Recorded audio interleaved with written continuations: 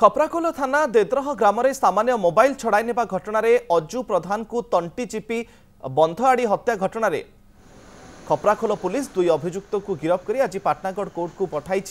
दुई अभियुक्त होउछंती देद्रह गाँव धर्मु माछी और करडू माछी। एने सूचना देइछंती खपराखोल थाना अधिकारी नरेंद्र छत्र। सामान्य मोबाइल पई एत्ते बड़ घटना को लोके निंदा करुछंती।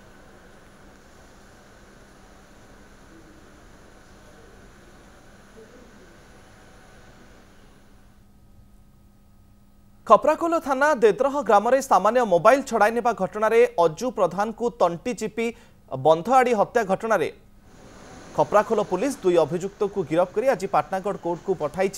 दुई अभियुक्त होउछंती देद्रह गाँव धर्मु माछी और करडू माछी।